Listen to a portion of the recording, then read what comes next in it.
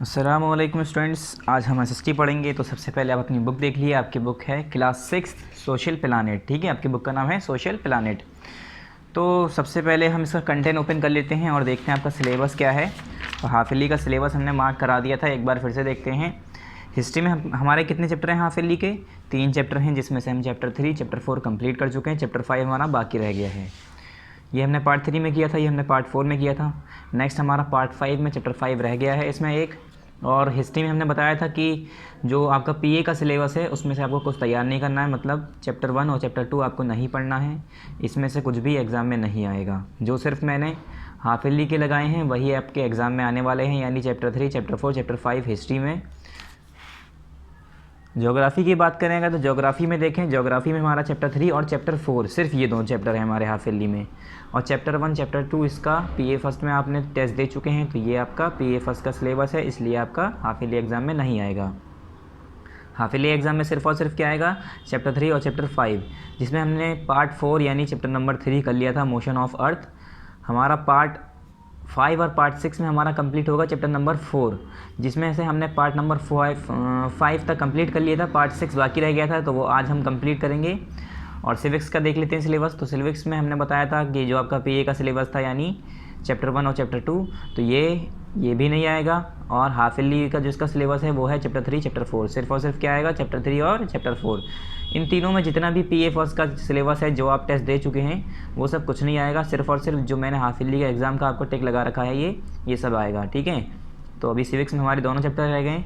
तो आज हम मैप जो हमारा चैप्टर नंबर 4 है इसे कंप्लीट करने जा रहे हैं। पार्ट नंबर 6 हमारा स्टार्ट होगा, पेज नंबर 94 ओपन करिए।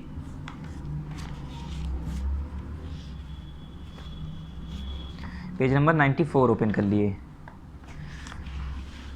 तो हमने पेज नंबर 94 आपको बताया था कि हमने यहाँ से स्टार्ट किया था, पार्ट नंबर 5 करके यहाँ पर स्टार्ट किया था हमने।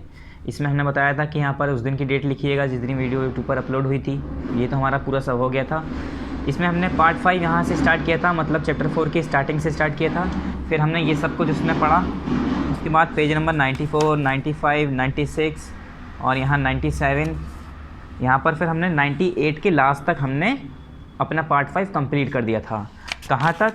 जो है हमारा डिस्टेंसेस वाला पूरा टॉपिक हमने 98 के लास्ट में हमने कंप्लीट कर दिया था। यहाँ तक मेथड तक हमारा पार्ट नंबर 5 कंप्लीट हो गया था। आज हम पढ़ेंगे डायरेक्शंस, पार्ट नंबर 6 यहाँ पर स्टार्ट हो रहा है। तो यहाँ पर आप लिख लिए पार्ट नंबर 6, यहाँ पर मेंशन करती है हमारा कौन सा पार्ट स्टार्ट हो रहा है, ये पार्ट 6। और ये चैप्टर हमारा ओवरऑल कितने पार्ट में बन गया? 2 पार्ट में, पार्ट 5 और पार्ट 6। तो स्टार्ट करते हैं डायरेक्शंस क्या होते हैं आप सभी को पता होगा। डायरेक्शन, दिशाएं, तो ये तो सभी इसके बारे में जानते होंगे। चलिए पढ़ते हैं। Direction is an essential feature of a map. Direction एक बहुत ज़रूरी, एक एसेंशियल, बहुत इंपॉर्टेंट फीचर है मैप का। Most maps contain an arrow mark with the letter N at the upper right hand corner. मतलब काफ़ी जो ज़्यादातर जो मैप होते हैं उसके अंदर एक एरो होता है जो कि क्या मार्क कर रहा होता है, मतलब लेटर के साथ एरो मार्क होता है। मतलब डायरेक्शन वाला एरो जो होता है इस तरह से तीर वाला, तीर शेप होता है, जैसे मैंने ये बनाया है ऐसे। तो इसी तरह का एरो होता है, वो मार्क कर रहा होता है लेटर एन के साथ at the upper right hand corner. किस side? Upper right hand corner, मतलब ईस्ट वेस्ट नॉर्थ साउथ। तो ऊपर वाला राइट वाला जो हैंड कॉर्नर होता है वो हमारा क्या होता है? North. This arrow shows that the north and direction. तो वो एन जो है उसके साथ एरो के साथ जो एन लिखा हुआ है वो क्या शो कर रहा है कि ये वाला डायरेक्शन मैप का नॉर्थ डायरेक्शन है। It is called the north line. और इस एरो को हम क्या कहते हैं? नॉर्थ लाइन कहते हैं, ये जो डायरेक्शन है। If a map does not have direction, if a map does not have a direction, मतलब अगर कोई मैप है उसके ऊपर डायरेक्शन मार्क नहीं है, does not have direction marks on it, मतलब उसके ऊपर अगर हमने डायरेक्शन मार्क नहीं कर रखा है, you can find them yourself. तो उसे आप अपने आप फाइंड कर सकते हैं। कैसे? When you hold the map right way up, मतलब अगर आप मैप को सही तरीके से ऊपर करके अगर पकड़ेंगे, the top of the map is always north. तो जो मैप का ऊपर वाला हिस्सा होगा, टॉप वाला हिस्सा, तो वो हमेशा नॉर्थ की तरफ होगा। And the south in the bottom, और नीचे वाला जो मैप का हिस्सा होगा वो हमारा बॉटम वाला हिस्सा जो होगा वो क्या होगा? साउथ वाला हिस्सा, साउथ वाला डायरेक्शन शो करेगा। Left hand side of the map is west, और अगर मैप का जो लेफ्ट हैंड साइड आप देखेंगे तो आप समझ लिए मतलब मैप में जो लेफ्ट हैंड साइड बना है यानी उस वो जो है हमारा वेस्ट साइड में है। And right hand side is east direction, और राइट हैंड साइड क्या शो करता है, ईस्ट डायरेक्शन। तो ऊपर वाला क्या शो करता है, टॉप वाला वो शो करता है हमारा नॉर्थ, बॉटम वाला हमारा नीचे वाला क्या शो करता है, साउथ, और जो हमारा राइट वाला होता है वो ईस्ट, और लेफ़्ट वाला हमारा west. The other intermediate directions are north east, south west and north west. ये सब क्या है हमारे, ये अलग इंटरमीडिएट डायरेक्शंस हैं जो कि इन सभी डायरेक्शंस के बीच में आते हैं। ठीक है, 4 मेजर डायरेक्शंस। अब 4 मेजर डायरेक्शन कौन कौन से हैं, north, south, east and west are called cardinal points. ये जो 4 मेजर डायरेक्शंस होते हैं, north east west north south, ये नॉर्थ साउथ ईस्ट वेस्ट जो भी कैसे भी कहिए, ठीक है, नॉर्थ साउथ ईस्ट वेस्ट जो हमारे 4 मेजर डायरेक्शंस होते हैं, ये क्या कहलाते हैं, कार्डिनल पॉइंट्स कहलाते हैं। क्या कहते हैं हमें, cardinal points. We can locate any place with the help of this direction and intermediate point, और हम इन डायरेक्शन की मदद से कोई भी पॉइंट हम पूरे मैप पर कहीं भी लोकेट कर सकते हैं, और इंटरमीडिएट के जो पॉइंट होते हैं उनकी मदद से भी हम कोई भी पॉइंट लोकेट कर सकते हैं। मतलब अगर कोई भी हमें जगह ढूंढनी है तो हमें ये डायरेक्शन अगर पता है या इंटरमीडिएट पता है तो हम वो पॉइंट ढूंढ सकते हैं, वो जो डायरेक्शन हम तलाश रहे हैं, वो जो जगह तलाश रहे हैं, इसकी मदद से हम आराम से ढूंढ सकेंगे। कंपास क्या होता है, आपने कंपास सुना होगा कई बार। A compass is a device that helps the user to find the direction to a place. Compass एक डिवाइस होता है जो कि किस में मदद करता है, यूज़र को, इस्तेमाल करने वाले को, मतलब यूज़र मतलब इस्तेमाल करने वाला, जो कंपास यूज़ कर रहा है उसे वो किस में मदद करता है, to find the direction of a place. किसी जगह की डायरेक्शन को पता करने के लिए हम कंपास यूज़ करते हैं, या कोई भी यूज़र जो उसे यूज़ कर रहा है उसमें वो कंपास उसे क्या मदद करेगा, कोई भी डायरेक्शन पता करने के लिए। The earth actually behaves as a giant magnet. ये कह रहे हैं जो अर्थ है हमारी वो एक बहुत बड़ी मैग्नेट की तरह बिहेव करती है, ऐसा लगता है बहुत बड़ी चिंबक है हमारी अर्थ। ठीक है, with a north magnet pole and a south magnet pole, जिसमें हमारा क्या होता है, एक नॉर्थ मैग्नेट पोल होता है और एक साउथ मैग्नेट पोल होता है। जैसे हमारी चिंबक आपने देखी होगी, मैग्नेट जो होती है उसमें एक नॉर्थ पोल होता है, उसमें ही एक साउथ पोल होता है। तो आपने देखा होगा नॉर्थ, दो चिंबक अगर आप चिपकाते हैं तो कभी कभी वो सेम तरफ से जब चिपकाते हैं तो वो दूर भागती है, और एक हिस्सा पलट दो, एक हिस्सा वैसी रहने दो, दूसरे चिपका दो, चिपक जाती है। तो वो अपोजिट पोल मिल जाते हैं जब, तब अट्रैक्ट हो जाती है। और सिमिलर पोल आपस में जब मिलते हैं सेम, अगर नॉर्थ नॉर्थ मिल रहा है तो भागेगी दूर, साउथ साउथ मिलता है दोनों चिंबक का तो वो भागने लगती है। तो हमें इससे अंदाज़ा लगता है कि दोनों के अंदर 2 तरह के पोल होते हैं, और यही पोल इसी तरह से हमारे जो हमारी जायंट मैग्नेट अर्थ है, मतलब जो अर्थ हमारी एक बड़ी मैग्नेट की तरह, बड़ी चिंबक की तरह बिहेव करती है, तो ये कहते हैं उसमें भी 2 बड़े बड़े मैग्नेटिक पोल्स हैं, जैसे कि हमारा छोटी छोटी चिंबक में होता है, इसमें भी ऐसी नॉर्थ पोल और साउथ मैग्नेटिक पोल है। If a magnet is allowed to swing freely on a string, तो अगर आप क्या करेंगे, एक धागे पे मैग्नेट को बांधिए और उसे ऐसे ही छोड़ दिए, मतलब उसे लटका दिए, थोड़ा सा ऐसे घुमा के हाथ से हिला के कैसे भी लटका दिए। It will eventually line up in a north south position. तो क्या होगा, जैसे आपने ये मान ली यहाँ पर आपकी मैग्नेट लटकी हुई है, ठीक है। अब मैग्नेट यहाँ पर मान लिया एक मैग्नेट लटकी हुई है आपकी, आपने छोड़ा ऐसे करके, हिल रही है ऐसे करके, वो रुक गई, मतलब मैग्नेट रुक गई। तो जो ऐसे करके मान ली ये मेरे मैग्नेट है, ये नॉर्थ है, ये साउथ है, तो मैग्नेट का डायरेक्शन ये नॉर्थ साउथ का यहाँ शो करेगा। जो मैग्नेट का साउथ होगा वो अर्थ की नॉर्थ की तरफ होगा, जो मैग्नेट का नॉर्थ साउथ होगा वो अर्थ की मैग्नेट की, मतलब अर्थ की साउथ की तरफ होगा। अगर इसका नॉर्थ है तो इसकी साउथ, अपोजिट पोल ही तो अट्रैक्ट करते हैं, तो इसका नॉर्थ इसकी साउथ की तरफ खिंचा हुआ जाएगा, इसका साउथ इसकी अर्थ की नॉर्थ की तरफ खिंचा हुआ जाएगा। तो ऐसे अगर हम ऐसे कर दें, ऐसे कर दें, ऐसे कर दें, कहीं भी कर दें, वो घूम के वहीं आ जाएगी। ठीक है, वही कह रहे हैं, if a magnet is allowed to swing freely on a string it will eventually line up in a north south position in a alignment. और वो अगर हम किसी मैग्नेट को अलाउ कर दें स्विंग करने के लिए फ्रीली, मतलब उसे झुला दें बस धागे पर, ऐसे हिला के छोड़ दें, तो वो इवेंचुअली ऐसी लाइन अप हो जाएगी जैसे कि हमारी नॉर्थ साउथ पोजीशन होता है अर्थ का, उसी के अलाइनमेंट में आ जाएगा। ठीक है, with the needle always point in a north south direction, जो कि हमारी with the north and south pole of the earth, जो कि हमारे नॉर्थ और साउथ पोल, अर्थ के साउथ पोल और नॉर्थ पोल है उसके साथ अलाइन कर जाएगी। ठीक है, अब जैसे मैंने आपसे कहा कि मेरे पास 2 चिंबक हैं ऐसे करके, ठीक है, 2 मेरे पास मैग्नेट हैं, ये अर्थ मैग्नेट का एक साउथ पोल है, नॉर्थ पोल है, ये साउथ है, ये नॉर्थ है, ये साउथ है। तो क्या होता है जब हम चिम्बक को अगर हम घुमाते हैं ऐसे करके पलट के घुमाते हैं, अगर मैं इधर से चिपकाऊंगा तो आपस में चिम्बक दूर भागती है, चिपकती नहीं है, या तो फिर घूम के चिपक जाती है। तो ये वाले हिस्से अपोजिट हैं, एक दूसरे से चिपकते हैं। ये वाला इससे चिपकेगा, मगर ये वाला नॉर्थ नॉर्थ से नहीं चिपकेगा, ना साउथ साउथ से चिपकेगा, साउथ साउथ से नहीं चिपकेगा, ठीक है, अट्रैक्ट नहीं होगा ये, ना ही नॉर्थ नॉर्थ से अट्रैक्ट होगा। नॉर्थ जो है वो साउथ से होगा, और यहाँ पर भी ऐसे ही नॉर्थ साउथ से होगा। अपोजिट वाले जो होते हैं वो एक दूसरे से अट्रैक्ट करते हैं, एक दूसरे से चिपकते हैं। अब इसी तरह से मैंने दो चिम्बक ना लेके एक चिम्बक ले ली, और एक मेरी क्या हो गई, अर्थ। अर्थ भी तो एक बड़ी चिम्बक की तरह अट्रैक्ट करती है, बिहेव करती है। अर्थ भी एक ऐसा लगता है कि बड़ी मैग्नेट है। तो जैसे मैंने अब अर्थ ऐसे करके धागे से लटका दी एक चिम्बक, ये मान लो ये मेरा धागा है, ऐसे लटकी हुई है मेरी चिम्बक, ठीक है, मेरी चिम्बक लटकी हुई है इससे, ये धागा है मेरा। तो मानो ये मेरी गोल धरती है, ऐसे करके इसके नीचे ये मेरी गोल धरती के नॉर्थ है, तो ये साउथ है। तो मैग्नेट जो हमारी जो लटकी हुई है उसका साउथ इसके नॉर्थ की तरफ मुंह कर लेगा। क्यों? क्योंकि ये आपस में चिपकती हैं। फिर ये वाले आपस में एक दूसरे की तरफ मुंह कर लेंगे, क्योंकि ये अलग अलग हो गए, ये साउथ है, ये नॉर्थ है, तब ये आपस में एक दूसरे के चिपकाएंगे, ठीक है, एक दूसरे को अट्रैक्ट करेंगे, एक दूसरे को खींचना चाहेंगे। तो अर्थ की जो साउथ है वो इसकी नॉर्थ को खींच रही है, और इसकी जो नॉर्थ है वो इसकी साउथ को खींच रही है। तो हम चिम्बक को ऐसे कहीं भी घुमा दें, अगर अर्थ की नॉर्थ इधर साइड है तो चिम्बक की साउथ वाला हिस्सा इधर साइड आ जाएगा। जैसे मान लो ये हमारी, मैं एक मिनट छोटी सी पेंसिल दिखाता हूँ आपको। जैसे मान लो ये हमारी मैग्नेट है, ये मैग्नेट का नॉर्थ है, ये मैग्नेट का साउथ है, और ये अर्थ है हमारी पूरी नीचे। यहाँ मैं अर्थ का साउथ है, यहाँ ये नॉर्थ है, ये नॉर्थ, ये साउथ। तो मैग्नेट को मैंने ऐसे धागे पे लटकाया, ऐसे घुमा के छोड़ दिया, तो मैग्नेट थोड़ी देर बाद ऐसे घूमती हुई आएगी, ऐसे ऐसे करती हुई। मैग्नेट का जो नॉर्थ होगा वो अर्थ की साउथ की तरफ मुंह कर लेगा, और जो मैग्नेट का साउथ होगा वो अर्थ की नॉर्थ की तरफ मुंह कर लेगा। तो देखो, इसका नॉर्थ इसकी साउथ को खींच रहा है, ऐसे इसका साउथ इसकी नॉर्थ को खींच रहा है, आपस में अलग अलग अपोजिट को खींचते हैं, तो फिर ऐसे ही हमारी मैग्नेट आके रुक जाएगी। तो इसका साउथ इधर होगा, तो हम समझ जाएंगे कि ये वाला हिस्सा अर्थ का नॉर्थ है। क्या समझ जाएंगे हम? कि मैग्नेट पे हमारा साउथ लिखा है, यानी इस पर हमारा अर्थ पर नॉर्थ होगा। मगर एक चीज़, अब जब यहाँ पर हमारा क्या है, साउथ है अर्थ का, तो मैग्नेट पे नॉर्थ लिखने के बजाय मैग्नेट बनाने वाले उस पर साउथ लिख देते हैं, कि हमें ये कन्फ्यूज़न ना हो कि ये साउथ है तो ये वेस्ट होगा, ये वेस्ट है तो ये साउथ होगा, ऐसा ना करें हम, ठीक है।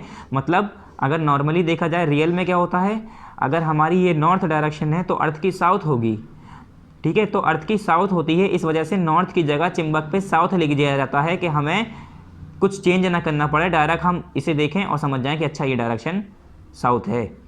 अगर इस पे मैग्नेट पे साउथ लिखा है और ये इधर की तरफ जा रही है, तो यानी ये अर्थ की साउथ की तरफ मूव करी हुई है, यानी इधर हमारा साउथ वाला डायरेक्शन है। रियल में मैग्नेट पे नॉर्थ होता है, मगर हम लिखते साउथ हैं डायरेक्शन समझने के लिए, ठीक है। और आगे आप पढ़ेंगे आगे क्लास में, तो वही कह रहे हैं, compass is used to find the out main position main direction as its magnetic needle always point in north south direction. इसी तरह से जो हमारा कंपास होता है उसमें भी मैग्नेटिक निडल, मैग्नेट की सुई लगी होती है। जब हम कंपास को छोड़ते हैं तो जैसे हमारी घड़ी ऐसे घूमती है, उसकी सुई भी ऐसे करके घूमती हुई आती है, और साउथ की तरफ नॉर्थ की तरफ जो भी इसमें डायरेक्शन होता है उसे बताती है, ठीक है। जैसे नॉर्थ का डायरेक्शन इधर है तो हमारी कंपास की निडल ऐसे घूम जाएगी, इधर बताएगी, इधर है तो इधर बताएगी, ऐसे करके, ठीक है। We can use it at any time of the day और नाइट। हम इसे कहीं भी, कभी भी, कैसे भी यूज़ कर सकते हैं, चाहे रात का दिन हो, चाहे दिन का दिन हो, चाहे रात हो, चाहे सुबह हो, हम उसे कभी भी यूज़ कर सकते हैं। ऐसा नहीं है कि रात में इस्तेमाल नहीं कर सकते, रात में नहीं दिखाएगी, ठीक है। It is widely use by the mariners. अब ये जो मैरिनर्स होते हैं, मतलब जो समुद्री इलाकों वाले लोग होते हैं, मतलब सिंपली ये कहें, जो जैसे कि आपने देखा होगा पानी का जो जहाज़ होता है उसमें भी बड़े बड़े कंपास लगे होते हैं। ऐसे ही जो मैरिनर्स जो होते हैं, जो समुद्री इलाकों पर जो सफ़र करने जाते हैं, या उनका जो वहीं पर काम होता है, और the people roaming around in jungle, और जो लोग जंगल में घूमते हैं इधर उधर, तो जंगल में क्या है, सिर्फ जंगल में पेड़ ही पेड़, पेड़ ही पेड़, पेड़ ही पेड़। आपको कुछ समझ में नहीं आ रहा होगा, मैं लेफ़्ट जा रहा हूँ, राइट जा रहा हूँ, घूम के वहीं आ रहा हूँ, कहाँ जा रहा हूँ, कुछ समझ में नहीं आएगा। तो उसमें हम क्या करते हैं, कंपास का यूज़ करते हैं वहाँ पर डायरेक्शन देखने के लिए। As it is difficult to find out direction in oceans और फॉरेस्ट। क्यों? क्योंकि ये बहुत मुश्किल होता है समुद्र में और जंगलों में, इतने बड़े बड़े समुद्र और जंगलों में हम डायरेक्शन देख पाएँ, दिशाएं ढूंढ पाएँ, डायरेक्शन फाइंड आउट कर पाएँ, ये बहुत मुश्किल होता है, इसलिए लोग बाग कंपास का इस्तेमाल करते हैं। फिर आया साइंस एंड सिंबल्स। अब मैप पे कुछ साइंस और सिंबल्स भी होते हैं, हमने पीछे ही बताए थे एक दो, तो इसे देखते हैं किस कैसे साइन क्या क्या होते हैं, क्या क्या डिनोट करते हैं, किस साइन से क्या समझना चाहिए हमें। Science and symbols are important component of a map as there is not enough space on a map to show the actual size and shape of the feature like buildings, dams, stream, roads, temple, forest etc.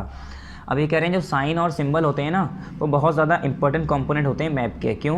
क्योंकि ये इतना आसान नहीं होता as there is not enough space, क्योंकि वहाँ पर map पर जो हमारा एक कागज़ का मैप है जिस पर हम कागज़ के पन्ने पर हमने एक मैप बनाया है उस पर इतनी जगह नहीं होती कि हम रियल साइज़ के एक्चुअल साइज़ के एक्चुअल शेप के हम जो है बिल्डिंग, डैम और स्ट्रीम और रोड और टेम्पल्स, फॉरेस्ट ये सब बना के दिखाएँ। तो हम इसके लिए क्या करते हैं, एक सिंबल ले लेते हैं कि अगर रोड होगा तो ऐसा दिखाएंगे, ठीक है, अगर हमारी ब्रिज होगा तो ऐसा दिखाएंगे, समुंदर होगा तो ऐसा दिखाएंगे, रिवर होगा तो ऐसा दिखाएंगे, कुआं होगा तो ऐसा दिखाएंगे, या जंगल होगा तो ऐसा दिखाएंगे। अगर हम पूरा जंगल बनाने बैठ गए उसके मैप के ऊपर तो बहुत मुश्किल होगा, इसलिए हम अलग अलग सिंबल या अलग अलग साइन यूज़ करते हैं जल्दी और ईजी वे में बना सकें। क्यों? क्योंकि इतना छोटा मैप है उसके ऊपर कैसे बनाएंगे, तो उसे बनाने के लिए हम सिंपली कुछ सिंबल यूज़ करते हैं। But a map without these information would be less useful. ये कह रहे हैं मगर मैप जो है इनकी बिना इन्फॉर्मेशन की वजह से बिल्कुल ही यूज़फुल है, मतलब लेस यूज़फुल है। आप ज़्यादा उसे इस्तेमाल नहीं कर सकते, उसे आप ज़्यादा यूज़ नहीं कर सकते जब तक आपको इन सब के बारे में, इन सब साइंस के बारे में, सिंबल्स के बारे में नॉलेज ना हो।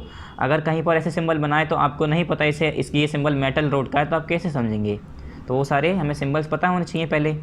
These signs and symbols give us a lot of information and also occupy lesser space and are also internationally accepted। ये कह रहे हैं ये जो साइन और सिंबल्स हैं ये हमें काफ़ी इन्फॉर्मेशन प्रोवाइड करते हैं and also occupy lesser space, और अगर देखा जाए तो ये स्पेस भी, जगह भी कम घेरते हैं मैप पर, and are also internationally accepted. और ये इंटरनेशनली मतलब पूरे ऑल ओवर द वर्ल्ड ये एक्सेप्टेड है, हर जगह ये सिंबल्स ऐसे ही होते हैं। ऐसा नहीं है कि हम अमेरिका गए तो अमेरिका में अलग सिंबल होगा मेटल रोड का या ब्रिज का अलग सिंबल होगा, इंडिया में जो है वही अमेरिका में होगा, ठीक है। पूरा all over the internationally accept कर दिया गया है। With the use of these symbols, maps can be drawn easily and are simple to read। ये कह रहे हैं इन सिंबल की वजह से, इन सिंबल की मदद से हम जो मैप्स हैं वो इजीली बना सकते हैं, आसानी से बना सकते हैं और इजीली हम उसे पढ़ सकते हैं, समझ सकते हैं। If you don't know the language of an area, you can collect information from maps with the help of the symbol. ये कह रहे हैं अगर आपको किसी if you don't know the language of an area, किसी एरिया, किसी area के लैंग्वेज के बारे में आपको नहीं पता है तो you can collect information from maps with the help of these symbols. तो आप क्या कर सकते हैं, इन सिंबल की मदद से मैप पर देखिए और ये सिंबल्स वहाँ पर बने होंगे, सभी देखिए और आप इन्फॉर्मेशन कलेक्ट कर सकते हैं। जैसे आप कहीं पर गए, वहाँ पर ऐसी लैंग्वेज बोली जा रही है आपको समझ में नहीं आ रही, आपको ढूंढना है कि यहाँ पर कोई मस्जिद कहाँ है, यहाँ पर कोई मंदिर कहाँ है, ठीक है, आपको कहीं चर्च जाना है, तो आप दूसरों को समझ नहीं पा रहे, दूसरे आपकी भाषा नहीं समझ पा रहे, क्या बोल रहे हैं आप, वो क्या बोल रहे हैं, कुछ समझ में नहीं आ रहा, तो आप मैप यूज़ करेंगे, मैप में ऐसे चर्च का साइन बना होगा, यानी आप समझ जाएंगे कि इस जगह हमारा चर्च है, ठीक है। तो मैप को यूज़ करके हम, इन सिंबल को यूज़ करके हम अपनी इन्फॉर्मेशन कलेक्ट कर सकते हैं। There is an international agreement regarding the use of this symbol, this symbol are also called conventional symbol. और ये सिंबल्स जो हैं इसके रिगार्डिंग एक इंटरनेशनल एग्रीमेंट है, साइन हुआ है, मतलब कि यही हर कोई सिंबल यूज़ करेगा। इंटरनेशनल एग्रीमेंट का मतलब ऐसा नहीं है कि अमेरिका में कोई और सिंबल यूज़ करा जा रहा है ब्रिज के लिए तो यहाँ पर अलग सिंबल है, या पाकिस्तान में अलग सिंबल है मस्जिद के लिए, मॉस्क के लिए, या टेंपल के लिए, या ब्रिज के लिए, या चर्च के लिए, तो यहाँ पर अलग सिंबल है। हर जगह सेम सिंबल होगा ये, ठीक है। These symbols are called conventional symbol. और इन सिंबल को हम क्या कहते हैं, ये सारे सिंबल क्या कहलाते हैं, कन्वेंशनल सिंबल। कन्वेंशनल मतलब अपने आप दिमाग से बना लेना और फिर वही यूज़ करते रहना, ठीक है। तो ये होते हैं कन्वेंशनल सिंबल। अब यहाँ पर कुछ सिंबल्स दिए हैं, उसके नाम दिए हैं। पहला सिंबल है मेटल रोड, फिर एन मेटल रोड, फिर broad gauge railway line broad gauge metre railway line, metre gauge railway line, railway station ऐसा होता है, international boundary, state boundary, district boundary, capital या टाउन ऐसे, रिवर ऐसी दिखती है, वेल होगा तो ऐसा दिखाएंगे, टैंक होगा तो ऐसा बना होगा, ऐसे canal, bridge, temple, church, mosque, छतरी। फिर पोस्ट ऑफिस होगा तो वहाँ पर PO लिखा होगा, पोस्ट एंड टेलीग्राम ऑफिस होगा तो TO लिखा होगा, पुलिस स्टेशन है तो मैप पर वहाँ पर PS लिखा होगा, अगर कहीं जंगल है तो ऐसे फॉरेस्ट बने, ऐसे पेड़ बने होंगे 3, अगर विलेज है यानी गांव है तो इस तरह से झोपड़ी सी बनी होगी, छोटी सी हट टाइप की। ऑयल वेल यानी तेल का कुआं होगा तो ऐसा बना होगा। बैटलफील्ड है तो यहाँ पर ऐसे गन का साइन बना होगा। ठीक है, ये सारे क्या है हमारे कन्वेंशनल सिंबल्स हैं जो कि मैप पे यूज़ किए जाते हैं डायरेक्शंस मेनली ये देखने के लिए कि हम कहाँ पर हैं, हमारा चर्च कहाँ है, ये जगह कहाँ है, कुछ जगहों को नोटिस करने के लिए, ढूंढने के लिए हम ऐसे सिंबल्स यूज़ करते हैं। स्केच क्या होता है? अब a diagram which gives an idea of the location and is drawn without any scale is called a sketch. Sketch क्या होता है?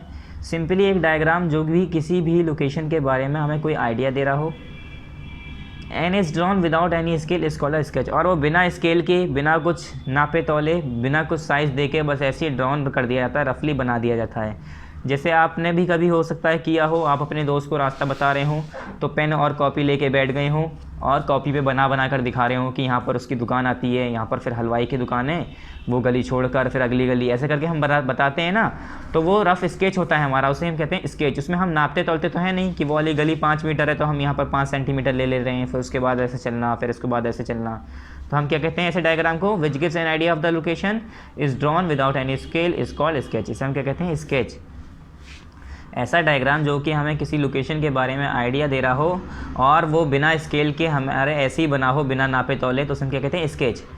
It is based on memory, ये मेमोरी बेस्ड बनाया जाता है, and spot observation and not to scale.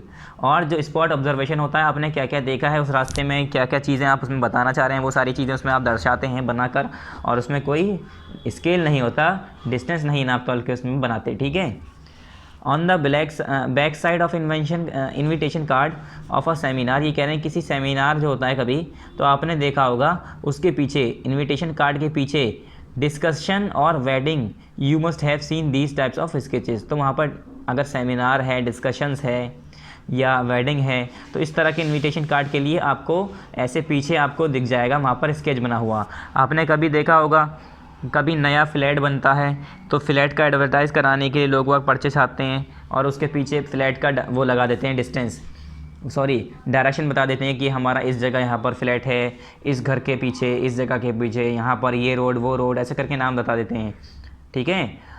ऐसे ही क्या होता है बैक साइड पे इनविटेशन कार्ड्स के, जैसे सेमिनार का है, डिस्कशन है, कहीं वेडिंग इनविटेशन है, तो वहाँ पर लोग बाग क्या करते हैं, ऐसी रफली स्केच बना देते हैं कि लोग बाग ऐसे समझ जाएँ कि कहाँ पर आना है। These maps are just for the guidance to someone to locate the place and to reach the destination। और ऐसे मैप किस लिए होते हैं? खाली उन लोगों के लिए होते हैं जो किसी के लिए गाइडेंस के लिए होते हैं, किसी एक के लिए। टू लोकेट किस लिए? कि वो कोई जगह जहाँ पर वो जाना चाह रहा है उसे लोकेट कर पाए, ढूंढ पाए, and to reach the destination, और उस जगह पर पहुँच पाए। सिंपली यही मकसद होता है लोगों को ऐसा मैप दिखाने का। To reach someone's house, school, temple, mosque, post office, canal, bank, hospital are important landmarks. ये कह रहे हैं जैसे कि आप कोई जाना चाहता है, स्कूल, घर, temple, mosque, post office, canal, bank, hospital are important landmark. ये सारे इंपॉर्टेंट लैंडमार्क्स हैं। Sketches can be drawn more easily and quickly than plans and maps. और जो स्केचेस होते हैं वो हमारे मोर इजीली, बहुत आसानी से, और क्विकली यानी जल्दी से हम बना सकते हैं देन प्लान्स एंड मैप। जैसे कि हम प्लान और मैप बनाते हैं तो उससे अगर रिलेटेड देखा जाए तो हमारा स्केच बहुत जल्दी, बहुत इजीली बना सकते हैं, उसमें कोई इतना नाप तोल नहीं करते हैं। And map as it is drawn not drawn to scale like map. ये कह रहे हैं क्यों स्केच जो है हमारा इतनी आसानी से क्यों बन जाता है? क्योंकि उसमें हम स्केल नहीं रखते, नाप के नहीं बनाते हैं, ऐसी रफली फिगर बना देते हैं। अगर हम स्केल रख के नाप के हर एक चीज़ देख के बनाएंगे तो उसमें टाइम लगता है, जैसे हमारा मैप बनता है और प्लेन बनता है, प्लान जैसे कहते हैं। It shows only important landmarks and proper order of road. ये खाली कुछ लैंडमार्क इंपॉर्टेंट ज़रूरी जगहें दिखाते हैं इसमें हम स्केच में, और प्रॉपर ऑर्डर ऑफ रोड, और प्रॉपर ऑर्डर्स में रोड दिखाते हैं हम। Sketch is a map without outlines. Sketch एक ऐसे ही मैप होता है जिसमें कोई आउटलाइन नहीं होती है। ड्रॉन विदाउट अ स्केल, जो कि बिना स्केल से बना होता है। एंड ऑल्सो विदाउट साइन और सिंबल, और उसमें कोई भी ना साइन होते हैं ना ही सिंबल होते हैं। तो ऐसे मेनली हम ही लोग बनाते हैं ऐसे पेपर पे कि कहीं पर आया हमारा दोस्त है, उसे घर बुलाना है, उसे रास्ता नहीं पता है, बता दिया देखो उस जगह से ऐसे आना, बना के बता दिया कि ऐसे ऐसे आना है। तो हम लोग स्केच यूज़ करते हैं, ऐसा नहीं मैप नहीं यूज़ करते, मगर स्केच हम लोग मेनली जो यूज़ करते हैं उसे ही स्केच कहते हैं, बस ऐसे रफली बना देते हैं। फिर आया हमारा plan. A plan is an outline drawing of the layout of building और अ रूम और अ स्मॉल एरिया। आपने देखा होगा जब जो आर्किटेक्ट होते हैं या आपने देखा होगा जो इंजीनियर होते हैं वो क्या करते हैं, जब बिल्डिंग बना रहे होते हैं तो उसकी आउटलाइन बना देते हैं कि यहाँ पर इतने कमरे होंगे, यहाँ पर कमरा होगा, यहाँ पर बाथरूम होगा, यहाँ पर टॉयलेट होगा, यहाँ पर डाइनिंग रूम होगा, यहाँ पर ड्राइंग रूम होगा, यहाँ पर किचन होगा, यहाँ पर लॉबी होगी। ये सारी चीज़ हम क्या शो करते हैं उसमें, हम ऐसे करके लाइन कमरे बना देते हैं और वहाँ पर लिख देते हैं किचन, छोटा सा गेट दिखाते हैं, वहाँ लिख देते हैं बेडरूम, यहाँ लिख देते हैं रेस्ट रूम, जो भी है आप जो भी बनाना चाहते हैं। तो वैसे हम दिखाते हैं उसमें, वो बिल्डिंग का हो, चाहे रूम का हो, चाहे स्मॉल एरिया का हो, हम क्या करते हैं, प्लान क्या है, एक आउटलाइन ड्राइंग है, लेआउट ऑफ बिल्डिंग्स हो, चाहे रूम हो चाहे स्मॉल हो, सच एज अ मार्केट और अ हाउस कॉम्प्लेक्स और even a classroom drawn to a scale. जैसे कि हमारी एक कोई मार्केट या कोई हाउस कॉम्प्लेक्स बड़ा या कोई क्लासरूम, या ये ऐसा क्या करते हैं हम, ड्रॉन टू अ स्केल। हाँ, ये सारी चीज़ें क्या होती हैं, स्केल पर ही, स्केल बेस पर ही, मतलब डिस्टेंस नाप कर ही बनाया जाता है। तो ये प्लान क्या हुआ, हमारा प्लान हमारा स्केल बेस्ड है। सो it is different from a map. तो ये हमारा क्या हो गया, मैप से डिफरेंट हो गया। A plan uses a comparatively larger scale than one in use in a map. Different कैसे हुआ, जो हमारा प्लान होता है वो मैप के कंपैरिजन में, मैप के कंपैरेटिवली अगर हम देखा जाए तो लार्ज स्केल यूज़ करता है than one use in a map. Map में छोटा स्केल, स्मॉल स्केल यूज़ होता है, यहाँ पर large scale. For example 1 centimetre is equal to 1 metre. जैसे कि हम प्लान में क्या यूज़ करते हैं, 1 सेंटीमीटर इक्वल टू 1 मीटर, और उसमें मैप में क्या यूज़ करते हैं, 1 सेंटीमीटर इक्वल टू 1 किलोमीटर। तो काफ़ी बड़ा यूज़ करते हैं उसमें। और सो A plan gives a clear idea of the area to be studied, but a map only gives a general idea of the area to be studied. Plan क्या करता है, हमें क्लियर आइडिया देता है उस एरिया के बारे में जिस एरिया का हम मैप देख रहे होते हैं। इजीली हम जिस एरिया के बारे में हम पढ़ रहे होते हैं उसके बारे में हमें वो क्लियर नॉलेज दे देता है। But a map only gives a general idea. मगर जो हमारा मैप होता है वो कुछ जनरल आइडिया देता है उस एरिया के बारे में जिसके बारे में हम पढ़ रहे हैं। कोई मतलब जिस एरिया का हम मैप देख रहे हैं, अगर वो मैप होगा तो उस पर बस जनरल आइडिया देता है। अगर हम प्लान देख रहे होंगे तो वो पूरा क्लियर आइडिया देगा। A plan gives many detail while a map gives only the main features of the area to be studied.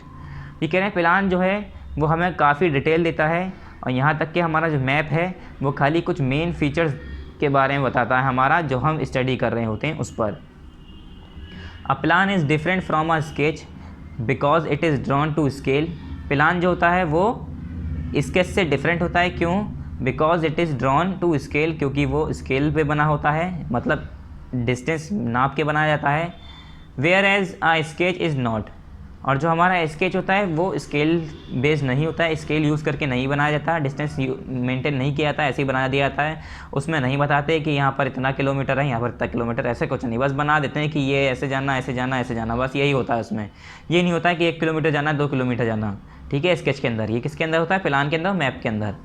A plan is very accurate, shows correct direction and gives an exact idea of the condition on the ground while a sketch only gives a rough idea. ये कह रहे हैं जो हमारा plan होता है बहुत ज़्यादा एक्यूरेट, बिल्कुल करेक्ट बनाया जाता है, हर चीज़ नाप तोल के बनाई जाती है।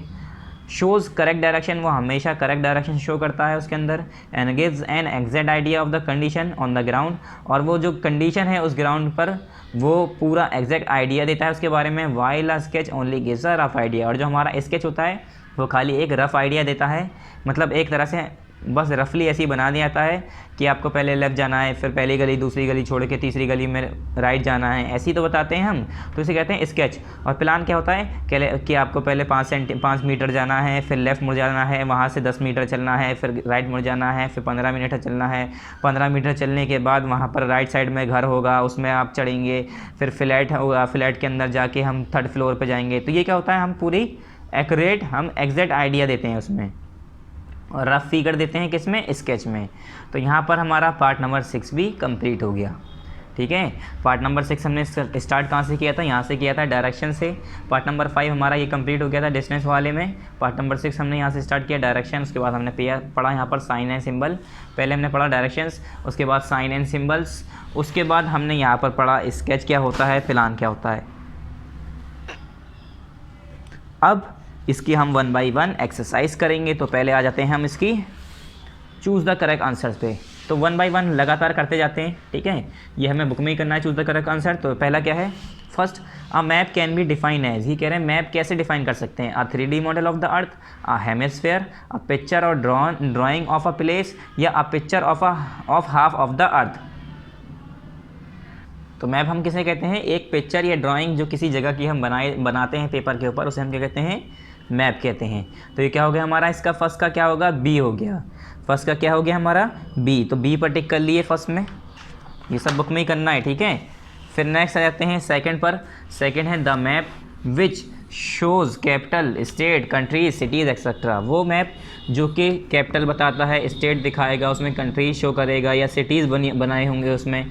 तो ऐसे मैप को हम क्या कहते हैं, पॉलिटिकल मैप।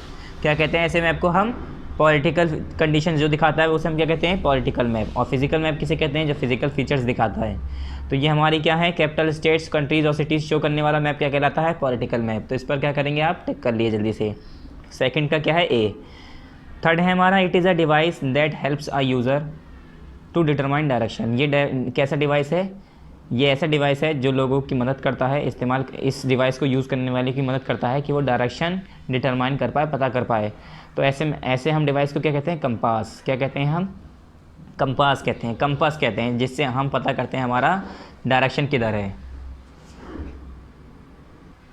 तो इसका क्या हो गया हमारा, ऑप्शन सी हो गया इसका, कंपास। ठीक है, कंपास, इस पर टिक कर लिए। फिर आया fourth, scale is necessary for map, a sketch, a symbol, all of these. ये बताइए अब स्केल जो होता है हमारा वो किसके लिए नेसेसरी होता है, किसके लिए ज़रूरी होता है, मैप के लिए, स्केच के लिए, या सिंबल के लिए, ऑल ऑफ दीज। सिंबल के लिए नहीं होता, स्केच के लिए नहीं होता। हमने बताया स्केच, अभी हमने बताया कि ऐसे ही बता देते हैं कि पहले लेफ्ट जाना, राइट जाना, बस बना के ऐसे ही बता देते हैं। उसमें नाप तौल के नहीं बताते कि पहले 5 मीटर जाना, फिर 10 मीटर जाना, ऐसा कुछ बताते नहीं है। ठीक है, डिस्टेंस नहीं बताते। तो स्केल किस में यूज़ करते हैं, हम मैप के अंदर यूज़ करते हैं। तो किस पर टिक करेंगे आप, ए पर। इसका क्या हो गया, ए। फिफ्थ का क्या है, which of the following is not an essential feature of maps.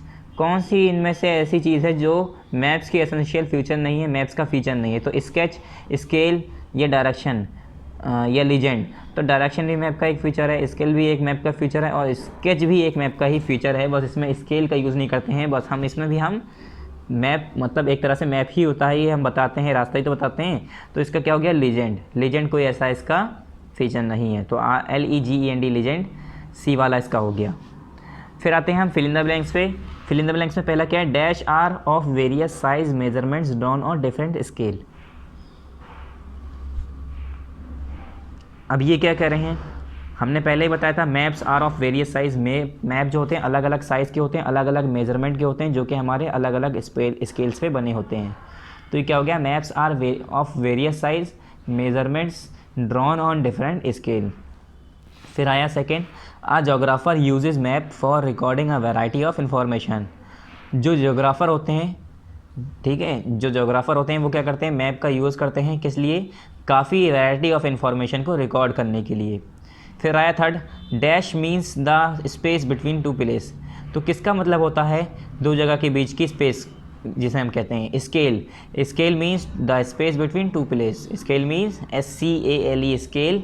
Scale means the space between two place. Fourth क्या है, the dash fraction is usually abbreviated as RF। कौन सा फ्रैक्शन हम एब्रीवेट करते हैं, RF, तो वो कौन सा होता है, representative fraction. Representative fraction, representative fraction, RF। Representative R से हो गया, फ्रैक्शन हो गया F से, तो ये इसकी शॉर्ट फॉर्म है RF। ठीक है। Left hand side of a map is west and right hand side is east. हमारा जो मैप का राइट हैंड साइड कौन सा होता है, वो ईस्ट होता है, और लेफ्ट हैंड साइड कौन सा होता है, वेस्ट होता है। ऐसे ही हमारा टॉप वाला क्या होता है, नॉर्थ, और बॉटम वाला नीचे वाला साउथ। अब ये है हमारा show the conventional symbol of the following. यहाँ पर इन फॉलोइंग्स के लिए जो हमारा दिए हुए इन सब के लिए सिंबल्स बताने हैं। तो साउथ डायरेक्शन का एस होता है, पोस्ट ऑफिस का पीओ होता है, तो ये सब मत करिए। अब चर्च बनाना पड़ेगा, यहाँ रिवर बनाइए, मॉस्क बनाइए, सब बना के दिखाना पड़ेगा, तो इसे काट दिए। फालतू की ये बकवास है, बिल्कुल ही कोई इसका यूज़ नहीं है। फिर आया हमारा डिस्टिंग्विश बिटवीन द टू।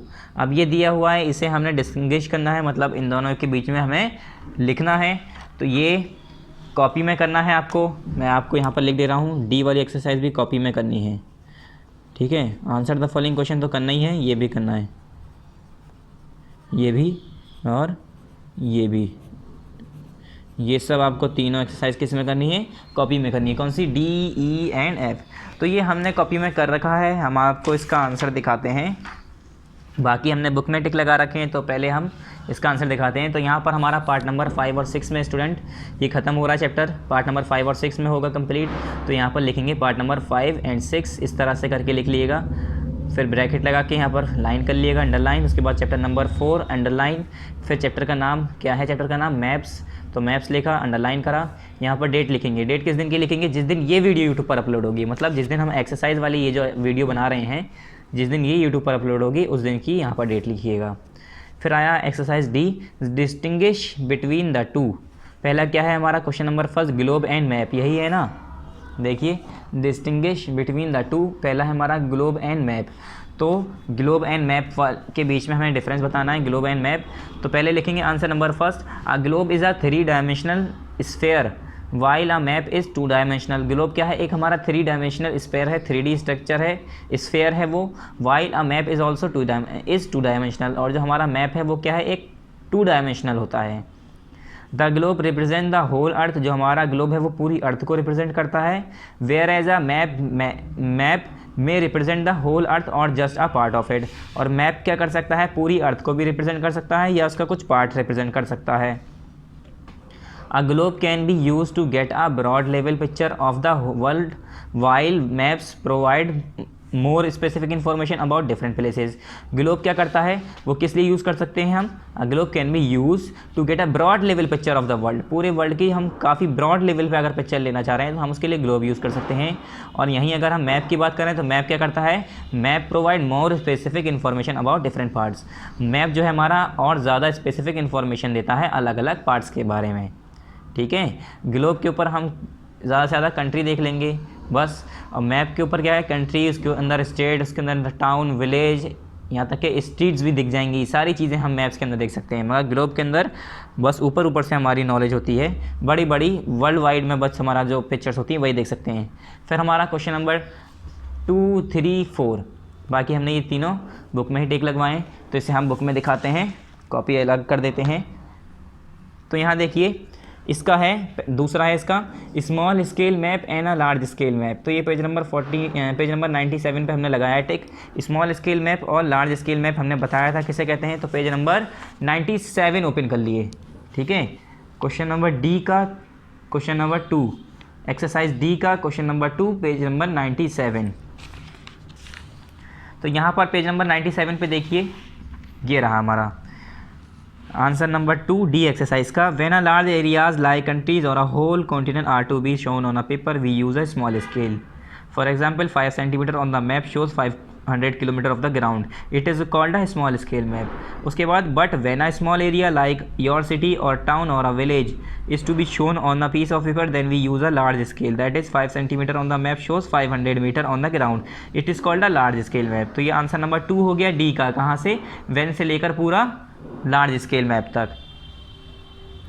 ठीक है। पहले हमने स्मॉल स्केल मैप को डिफाइन किया यहाँ तक, फिर उसके बाद हमने यहाँ से डिफाइन किया लार्ज स्केल मैप को, उसमें इन्होंने एग्जाम्पल ही बताई है। तो यहाँ से लिखिए व्हेन से लेकर पूरा लार्ज स्केल मैप तक, आंसर नंबर 2 हो गया डी एक्सरसाइज का। एक्सरसाइज कौन सी है, डी है, answer number 2। Answer number first हमने अभी बुक में करा दिया, ग्लोब और मैप वाला, सॉरी कॉपी में बताया जो भी। फिर इसका आंसर नंबर 3 देखते हैं, क्वेश्चन नंबर 3, ये हमने अभी आपको कॉपी में बताया है, ये हमने अभी टिक लगवाया है आपको। अब ये वाला देखते हैं क्वेश्चन नंबर 3 क्या है, प्लान और स्केच के बीच में डिफरेंस बताना है। तो पेज नंबर 99 पे, यानी इसी के पीछे वाला पेज जो है हमारा पेज नंबर 99, ऊपर आइए, स्केच के बारे में पहले लिखेंगे यहाँ से, a diagram which gives an idea of the location and is drawn without any scale is called a sketch. It is based on memory and spot observation and not to scale. ये हमारा क्या हो गया, sketch के बारे में हो गया। फिर मतलब पहले हम ये लिखेंगे, उसके बाद लिखेंगे प्लान के बारे में यहाँ से। A plan is an outline drawing of the layout of a building और अ रूम और a small area such as a market, a house complex और even a classroom drawn to a scale, so it is different from a map. यहाँ तक हो गया हमारा plan का। पहले हम ये वाली यहाँ तक लाइन लिखेंगे, उसके बाद ही हम यहाँ से लिखेंगे पूरा मैप तक, फिर उसके बाद हम यहाँ से लिखेंगे पूरा। A plan is different from sketch because it is drawn to scale where as a sketch is not. A plan is very accurate, shows correct direction and gives an exact idea of the condition on the ground while a sketch only gives a rough idea. तो answer number 3 का D क्या है, answer number 3 का D पहले यहाँ तक diagram से लेकर टू स्केल तक, फिर आंसर नंबर 3 का डी यहीं से फिर स्टार्ट हो जाएगा आ प्लान से लेकर मैप तक, फिर उसके बाद हमें ये तीनों लाइन जोड़नी है आ प्लान से लेकर रफ आइडिया तक। ये आंसर नंबर 3 मैंने तीनों पे लिख रखा है, यानी ये तीनों आंसर नंबर 3 के पार्ट हैं। पहला स्केच वाला, फिर उसके बाद प्लान वाला, फिर उसके बाद ये नीचे 3 लाइन। फिर क्वेश्चन नंबर 4 पे आ जाते हैं इसके। Political map and physical map, इसके बीच में हमें अब डिफरेंस लिखना है कि पॉलिटिकल मैप क्या होते हैं और फिजिकल मैप क्या होते हैं। तो अब पॉलिटिकल एंड मैप और फिजिकल मैप के बारे में हम बताएंगे। इसमें इन दोनों को डिफ्रेंशिएट करना है। तो पेज नंबर 95 और पेज नंबर 96 पे है ये। तो पेज नंबर पहले 95 ओपन कर लिए। यहाँ पर आंसर नंबर कौन सा है होगा, ये आंसर नंबर 4 होगा। एक्सरसाइज कौन सी होगी, डी। तो आंसर नंबर 4 होगा डी का, ठीक है। पेज नंबर 95 पहले आ जाते हैं हम पॉलिटिकल मैप। तो पॉलिटिकल मैप पे हमने यहाँ लिखा है, a political maps shows cities, towns, villages and state and countries of the world with their well marked boundaries. It shows administrative unit also। तो ये आंसर नंबर क्या हो गया, 4 हो गया डी का। यहाँ पर आंसर नंबर 4 हो गया डी का। इसमें हमने बताया पॉलिटिकल मैप के बारे में, ठीक है। आंसर नंबर 4 हो गया डी का फर्स्ट। फिर पॉलिटिकल मैप हो गया। फिर अगला कौन सा पूछा है यहाँ पर, अगला पूछा है हमारा फिजिकल मैप। तो फिर ये आंसर नंबर 4 हो जाएगा हमारा डी का फिजिकल मैप, ठीक है। यहीं से आ फिज़िकल से लेके यहाँ तक, ठीक है। आ फिज़िकल से लेके यहाँ तक ये हमारा क्या हो गया, फिज़िकल मैप का हो गया। तो आंसर नंबर 4 का D, answer number D exercise का आंसर नंबर 4 क्या होगा, फिर से देखिए पेज नंबर 95 पे पहले यहाँ से लिखना है आपको। हाथ के हाथ करते रहिए तो कन्फ्यूज़न नहीं होगी।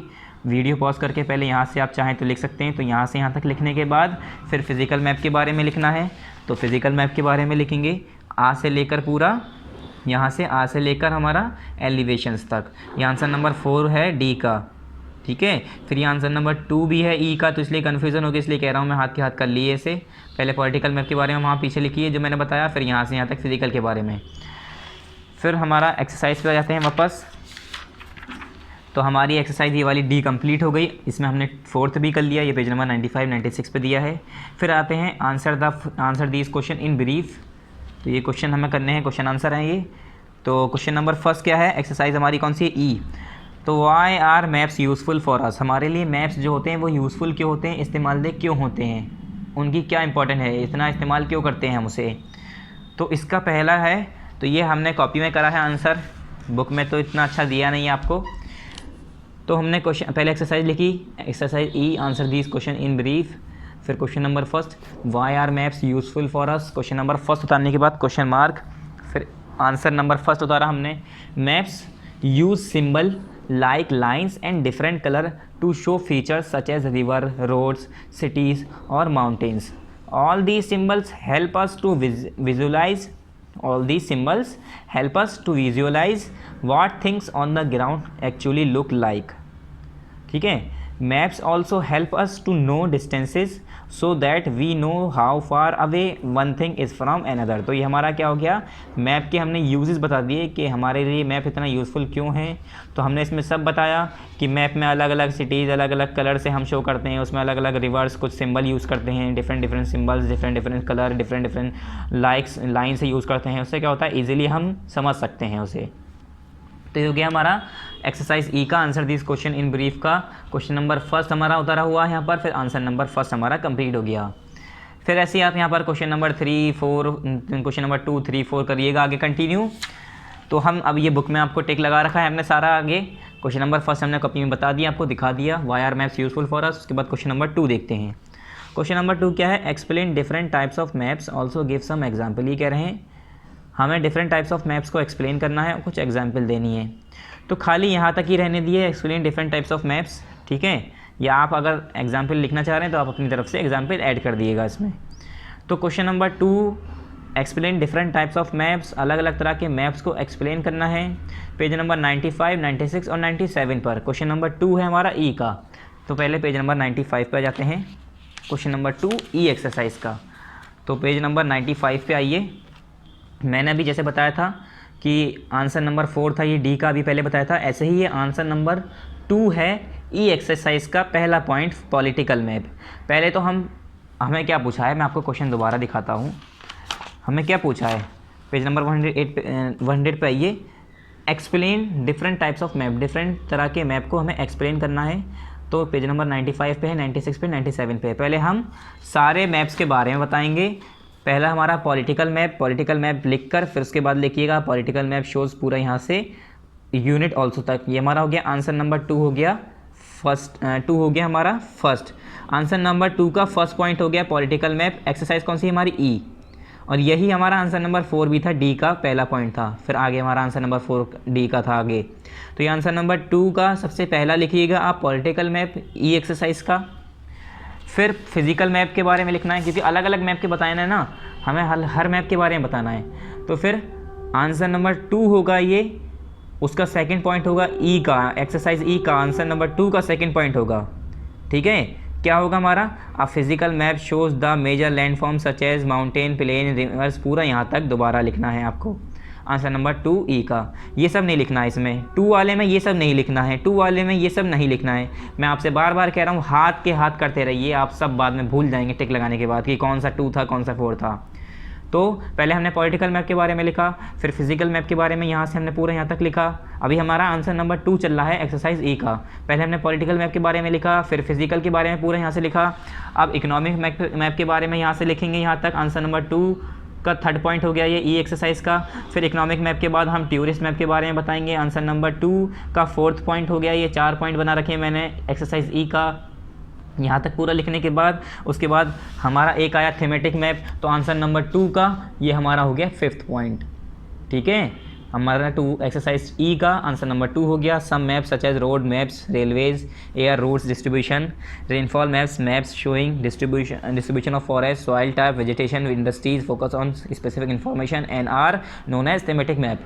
ये हमारा क्या होगा, थीमेटिक मैप। तो इसमें हमसे पूछा था कि सारे मैप्स के बारे में हमें बताइए, एक्सप्लेन करिए। तो मैंने एक 1 बाई 1 सबको बताया। मैंने आपको पहले पॉलिटिकल मैप का बताया, फिर फिजिकल मैप का बताया, फिर इकोनॉमिक मैप का बताया, उसके बाद हमने टूरिस्ट मैप का बताया। टूरिस्ट मैप के बाद मैंने यहाँ पर आपको थीमेटिक मैप का बताया।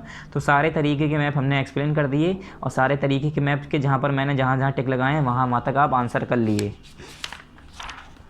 फिर क्वेश्चन नंबर 3 पे आ जाते हैं, एक्सरसाइज ई का question number 3। Write some important feature of a map. कुछ मैप के कुछ इंपॉर्टेंट फीचर के बारे में बताना है, कि इंपॉर्टेंट खासियत के बारे में बताओ, उसके कुछ जो इंपॉर्टेंट फीचर्स हैं। तो पेज नंबर 94 और पेज नंबर 95 पे इसका आंसर है, आंसर नंबर 3 ई का। तो पेज नंबर 94 ओपन कर लेते हैं पहले। पेज नंबर 94 है हमारा ये, आंसर नंबर 3 का एक्सरसाइज ई है हमारी। एक मिनट, अब दिख रहा होगा आपको। आंसर नंबर 3 एक्सरसाइज ई पहला पॉइंट। पेज नंबर हमारा क्या है, इंपॉर्टेंस ऑफ मैप्स बताना है ना। क्वेश्चन नंबर फिर से दिखाते हैं आपको, कोई गलती नहीं होनी चाहिए, इसलिए मैं बार बार आपको दिखा रहा हूँ। तो ये कह रहे हैं write some important feature of a map, map के कुछ इंपॉर्टेंट फीचर के बारे में बताओ। तो पेज नंबर 94 पे थोड़ा सा है, पेज नंबर 95 पे है। आंसर नंबर 3 एक्सरसाइज ई का है हमारा। तो पेज नंबर 94 पहले ओपन करिए, यहाँ से लिखिए, when we want to study only a part of the earth map are more useful. Map shows the physical feature of the earth जैसे mountain, plain, ocean, river etcetera, और the political division of the earth जैसे countries, state, cities, village etcetera, and certain specific information about the road, rainfall, forest, industries etcetera. ये हमारा answer number 3 अभी खत्म नहीं हुआ है। पहले व्हेन से लेकर व्हेन वी वांट से लेकर पूरा इंडस्ट्रीज एक्सेट्रा तक लिखने के बाद आंसर नंबर 3 एक्सरसाइज ई का है हमारा ये। आंसर नंबर 3 का पहला पॉइंट यहाँ से यहाँ तक, एक्सेट्रा के बाद उसके आगे से क्या लिखना है हमें। पेज नंबर 95 पे आ जाइए। मैप्स कैन बी रोल्ड और फोल्डेड, स्टोर्ड और कैरीड अराउंड ईजीली, ठीक है। Unlike globe, every map have some distortions because the curved surface of the earth cannot be shown on a flat surface without error. Answer number 3 ई का दूसरा point ये हो गया। तो यहाँ पर आंसर नंबर 3 हमारा ई का कंप्लीट हो गया। ठीक है, आंसर नंबर 3 हमारा ई का यहाँ पर कंप्लीट हो गया। पीछे जो हमने करा वो हमारा आंसर नंबर 3 वहाँ से स्टार्ट हुआ था। तो यहाँ से हमारा आंसर नंबर 3 एक्सरसाइज ई का स्टार्ट हुआ, वैन से लेकर हमारा इंडस्ट्रीज़ एक्सेट्रा तक हमारा आंसर नंबर 3 का पहला पॉइंट ख़त्म। फिर यहाँ पर पेज नंबर 95 पे हमने मैप से स्टार्ट किया, यहाँ पर विदाउट एरर तक, फिर आंसर नंबर 3 का एक्सरसाइज ई का सेकंड पॉइंट ख़त्म। तो यहाँ पर आंसर नंबर 3 कंप्लीट। फिर क्वेश्चन नंबर 4 की बात करते हैं, एक्सरसाइज ई का। What is the use of scale on a map? Question number 4 exercise E page number 97। ये हमें बताना है कि स्केल का क्या यूज़ होता है हमारा किस पर, मैप के ऊपर। What is the use of a scale on a map. ठीक है, क्वेश्चन नंबर 4। तो हम आपको दिखाते हैं, पेज नंबर 97 ओपन कर लिए। क्वेश्चन नंबर 4 किसका है हमारा, ये ई का। तो हमारा आंसर नंबर 4 यहाँ पर है। Scale is very important on in a map, in any map से लेकर पूरा कहाँ से 2 प्लेसेस ऑफ अ मैप तक। ठीक है, scale is very important in any map. If the distance between two your home and your friends home is 10 kilometre, you will show this 10 kilometre distance by 5 centimetre on a map. तो ये पूरा explain करा इन्होंने example के साथ। तो scale की importance बताइए कि स्केल क्यों ज़रूरी होता है मेन के मैप के ऊपर। तो आंसर नंबर 4 हो गया ई का। आंसर नंबर 4 हो गया एक्सरसाइज ई का। कहाँ से, स्केल से लेकर पूरा कहाँ तक हमारा, मैप तक। कहाँ से, स्केल से लेकर कहाँ तक हमारा, distance between any 2 places of a map. ये पूरी सारी लाइन लिखनी है आपको, एक पूरी 2 3 4 लाइन लिखनी है मैप तक। ठीक है, मैप तक हमारा आंसर नंबर 4 ई का कंप्लीट हो गया। ठीक है, अब नेक्स्ट क्वेश्चन देखते हैं, फिर से आ जाइए एक्सरसाइज पे। नेक्स्ट क्वेश्चन देखिए यहाँ पर, question number 5। How do you find direction of a map? आप मैप पर डायरेक्शन कैसे फाइंड करेंगे? ठीक है, किसकी मदद से करेंगे? क्वेश्चन नंबर 5 का आंसर हमारा है पेज नंबर 98 पे, यानी इसके ही पीछे वाले पेज पे। तो पेज नंबर 98 ओपन कर लिए। क्वेश्चन नंबर 5 का आंसर है, एक्सरसाइज ई है हमारी इसलिए ई लिखा है। A compass is a device that helps the user to find the direction to a place. कैसे हम मदद करेंगे? जो हमारा एक डिवाइस कंपास होता है उसकी मदद से हम क्या करेंगे, डायरेक्शन पता करेंगे किसी जगह की। तो ये क्या हो गया हमारा आंसर नंबर 5 हो गया एक्सरसाइज ई का। अ कंपास से लेकर प्लेस तक। ठीक है, खाली यही वाली लाइन। ठीक है, कौन सी? A compass is a device that helps the user to find the direction to a place. ठीक है, इस तरह से हमारा compass is a device that helps the user to find the direction to a place. Answer number 5 exercise E का यहाँ से हमारा यहाँ पर कंप्लीट हो गया। फिर आते हैं हम एक्सरसाइज पे। अब क्या है, एक्सरसाइज एफ आ गई हमारी। Answer this question in detail. तो ये डिटेल में आंसर बताने हैं हमें। इसमें पहला क्या है, इसमें mention the name of the different types of maps and right briefly about each of them. पहले हमें अलग अलग तरह के मैप के नाम लिखने हैं, यानी पॉलिटिकल, फिजिकल, और हमारा जो टूरिस्ट था और हमारा थीमेटिक मैप था, सभी मैप के बारे में लिखना है और उसके बारे में बताना है। तो ये हमने आंसर नंबर 2 में यहाँ पर कर दिया। Explain different type of map, also give some example. ये हमारा सेम क्वेश्चन है, तो इसलिए हमने क्वेश्चन नंबर 1 इसका कट कर दिया। एक बार हम यहाँ पर कर चुके हैं। यहाँ पर भी यही पूछ रहे हैं same question, mention the name of the different type of map and right briefly about each of them, यानी ये भी उसके बारे में एक्सप्लेन करने की कह रहे हैं। तो ये हम कर चुके हैं, इसलिए आप इसे कट कर लिए, 2 बार हो जाएगा वरना ये। तो क्वेश्चन नंबर 2 देखते हैं। Right a short note on the language of a map. जो लैंग्वेज ऑफ अ मैप होता है, मैप की जो लैंग्वेज होती है उसके ऊपर हमें क्या लिखना है, एक शॉर्ट नोट लिखना है। तो पेज नंबर 97 पे देखिए इसका क्वेश्चन का answer. Answer number 2 exercise F का, page number 97। Language of a map पे आइए। यहाँ पर है, a geographer uses a map for recording a variety of information. The information of a map on a map can only be read and understood by those who knows its language who know its language. A map contains the title, distance, scale, direction, sign and symbol, latitude and longitude. These features constitute the language of the map. और यही features क्या बनाते हैं, language बनाते हैं map की। ये सब मैं आपको एक्सप्लेन कर चुका हूँ पीछे।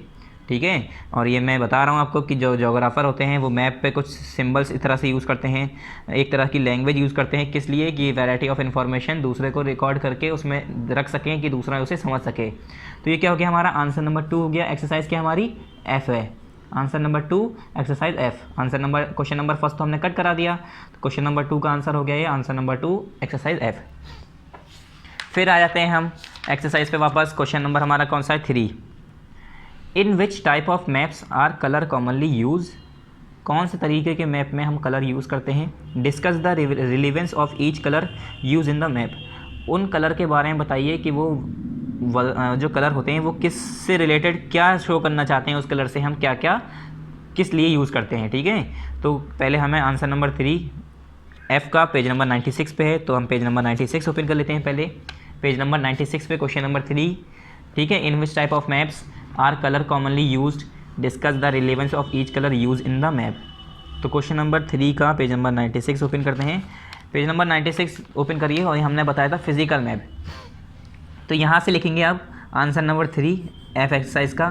Physical maps commonly use colour to show different relief feature, colour are use to show differences in land elevation. ये क्या हो गया हमारा फिजिकल मैप के बारे में हमने बताया कि जो हमारा फिजिकल मैप होता है उसके अंदर हम कलर यूज़ करते हैं। फिर उन्होंने पूछा अच्छा जो हम कलर यूज़ करते हैं तो वो क्या क्या दर्शाता है, क्या क्या शो करता है, अलग अलग कलर के बारे में बताओ। तो फिर हम बताएंगे ब्लू कलर का पूरा लिखेंगे, रिप्रेजेंट वाटर बॉडीज से लेकर पूरा, ठीक है, ब्लू कलर लिख के फिर यहाँ तक लिखेंगे।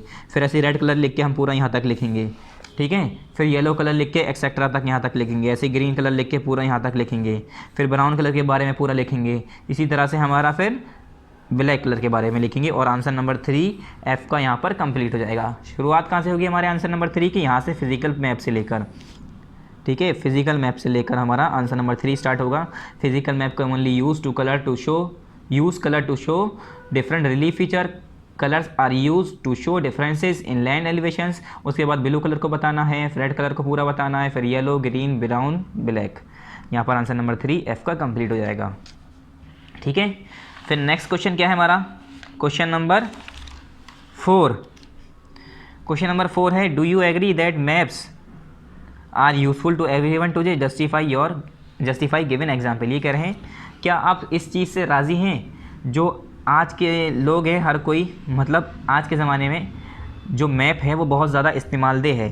तो ये आपका होमवर्क है, ठीक है, ये आपको खुद करना है, आपको अपनी राय देनी है, एग्जाम्पल देनी है कोई ऐसी जिससे लगे कि हाँ सच में आज के ज़माने में जो हमारा मैप है बहुत ज़्यादा इस्तेमालदेह है, बहुत ज़्यादा यूज़ में आ रहा है, ठीक है। तो ये आपको खुद करना है। बाकी हमारी एक्सरसाइज है, मैं आपको एक बार एक्सरसाइज दिखा दे रहा हूँ। पहला क्या है हमारा, फिल इन द ब्लैंक्स देख रहे हैं हम। पहले में हमारा क्या है, मैप और various size measurements drawn on different scale. फिर दूसरा क्या है, a geographer uses maps for recording a variety of information. तीसरा क्या है, scale means the space between two places. ये क्या है, स्केल, SCALE, स्केल। चौथा क्या है, रिप्रेजेंटेटिव फ्रैक्शन की एब्रीवेशन क्या है, शॉर्ट फॉर्म क्या है, RF, representative fraction. Left hand side of a map is west and right hand side is east. फिर उसके बाद हमने ट्रू टेक द करेक्ट किया था, तो उल्टा करते हैं हम। पहले 5 का हमारा क्या था, C था। 4th का हमारा क्या था, A। 3rd का हमारा क्या है, C। और 2nd का क्या है हमारा, A। फिर हमारा फर्स्ट का क्या है, पीछे पेज पे हमारा फर्स्ट का क्या है हमारा, B, सॉरी हाँ B, ठीक है, फर्स्ट का क्या है हमारा, B। तो इस पे आप टिक कर लिए। उसके बाद हम एक बार फिर से बताते हैं, यहाँ पर पार्ट 6 स्टार्टेड लिख लिएगा और यहाँ पर पार्ट 5 एंड कर लिएगा, पार्ट 5 कंप्लीटेड, ठीक है। यहाँ पर हमारा पार्ट 5 कंप्लीट हुआ था और हमारा यहाँ पर चैप्टर कंप्लीट हो गया है। अब मैं एक बार सिलेबस पे आ जाइए जल्दी से। ज्योग्राफी का सिलेबस मैंने बताया था हाफ ईयरली में कितने हैं चैप्टर नंबर 3 और चैप्टर नंबर 4। तो हमने आज चैप्टर नंबर 3 भी कर लिया, वो तो पहले हो चुका है। आज हमने चैप्टर नंबर 4 भी कर लिया, यानी पार्ट नंबर 6 भी कंप्लीट कर लिया इसका। तो हमारा हाफ ईयरली का सिलेबस ज्योग्राफी का कंप्लीट हो गया। तो हम लास्ट में क्या लिखेंगे, पेज नंबर 100 ओपन करिए और यहाँ पर क्या लिखना है आपको, half yearly course completed. Geography का हमारा यहाँ पर कोर्स कंप्लीट हो गया है ना, तो यहाँ पर आप लिख लीजिएगा, या तो फिर नीचे लिख लिए यहाँ पर ऐसे, हाफ ईयरली कोर्स कंप्लीट इस तरह से करके यहाँ पर लिख लिए, ठीक है। आप अपनी बुक में मेंशन कर दिएगा यहाँ पर हाफ ईयरली कोर्स कंप्लीटेड, ठीक है। यहाँ पर हमारा हाफ ईयरली का कोर्स कंप्लीट हो गया है, तो आप यहाँ पर लिख लीजिएगा हाफ ईयरली कोर्स कंप्लीटेड और डेट भी यहाँ पर लिख दिएगा, जो डेट आप शुरू में लिखेंगे, ठीक है। और फिर आपको अब बताते हैं हम आपका सिलेबस। तो हमारा ज्योग्राफी का सिलेबस कंप्लीट, क्या क्या पढ़ना है ज्योग्राफी में आपको, चैप्टर नंबर 3, चैप्टर नंबर 4, ठीक है, चैप्टर नंबर 3, चैप्टर नंबर 4, सिर्फ और सिर्फ यही पढ़ना है। हिस्ट्री में chapter number 3, chapter number 4, chapter number 5 ये पढ़ना है, सिर्फ 3 चैप्टर इसके होगा, जिसमें से हम 2 करा चुके हैं।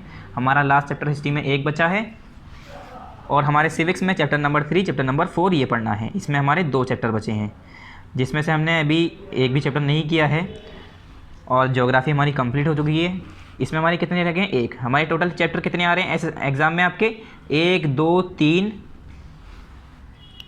4 5, यहाँ पर 6 7, आपके 7 चैप्टर टोटल आ रहे हैं एग्ज़ाम में, ठीक है। और सिर्फ आपको यही 7 चैप्टर तैयार करने हैं, इन्हीं 7 चैप्टर के बारे में पढ़ना है, और अभी से इसकी प्रैक्टिस शुरू कर दिए, तैयारी शुरू कर दिए। बाकी जो PA फर्स्ट का सिलेबस है, मैं बार बार बता रहा हूँ, इसमें वक्त बर्बाद मत करिएगा कि चैप्टर नंबर 1 और चैप्टर 2 भी पढ़ रहे हैं, इसमें चैप्टर 1 और 2 पढ़ रहे हैं, इसमें चैप्टर 1 और 2 पढ़ रहे हैं, तो ये आपको बिल्कुल नहीं पढ़ना है, इससे आपका वक्त बर्बाद होगा। ये आपका एग्ज़ाम में आने वाला है नहीं, तो आप इसे मत करिएगा, ठीक है। तो यहाँ पर हमारा चैप्टर कंप्लीट हो गया बच्चों, थैंक यू। और आपका ज्योग्राफी का सिलेबस भी कंप्लीट हो गया। सो थैंक यू, अस्सलाम वालेकुम।